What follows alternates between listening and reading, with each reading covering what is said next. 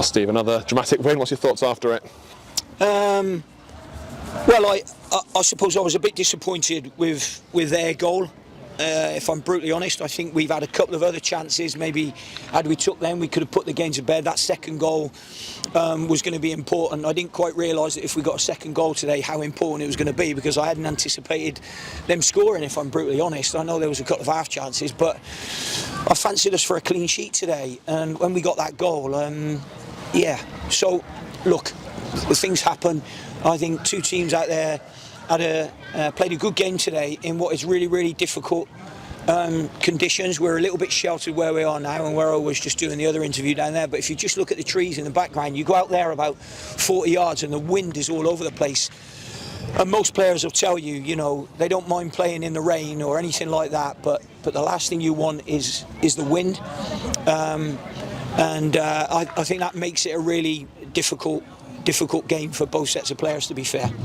The opening goal came from a toes long throw. We've not seen it too much the first half of the season. What's your thoughts on making it usage today? Okay, so I was just asked that question, and they said, why haven't we used it more often? That's because he took one in pre-season, and we thought he'd lost his strength, as in he didn't throw it as far as I wanted him to. Today we thought we would do it, certainly because of how windy it is, and what it does do is it causes carnage in the box. Today what they've done is they've looked at Ryan Innes, who is obviously a giant of a man and a target, but Christian Doidge is very, very good in the air, and he come in on that blind side and pick their defenders off, which is perfect for us. We had a couple of other throws that weren't quite as accurate as we'd have wanted to be, but as I said, you know, that win today plays havoc. So their keepers claimed a couple of throws, but what it does, it puts teams back in their box, all the way back in their box, and then, you know, as long as we lock the box out properly, it's a long way to get a counter attack. And if you can keep the ball alive, you know, we've got a lot of players that will be sharp onto that second ball. The likes of Circum, etc. They're good on second balls, and they'll read it and anticipate it. And whilst it didn't come from that today, maybe it will in the future. Second goal as well, very satisfying. Carl McAllister, his fresh legs coming off the bench. Ward with the anticipation to put it there. Yeah, well, it's funny because the fresh legs that actually won us the game in Kyle's run down here, we probably wouldn't have got from Teddy. But then you wonder if you've made the wrong substitutions when they get the equaliser, because the other two lads are already in the game. So it's one of those gambles that you take and make, really. But it worked out fine. I thought there was one stage where it may run out, but Kyle managed to keep it in.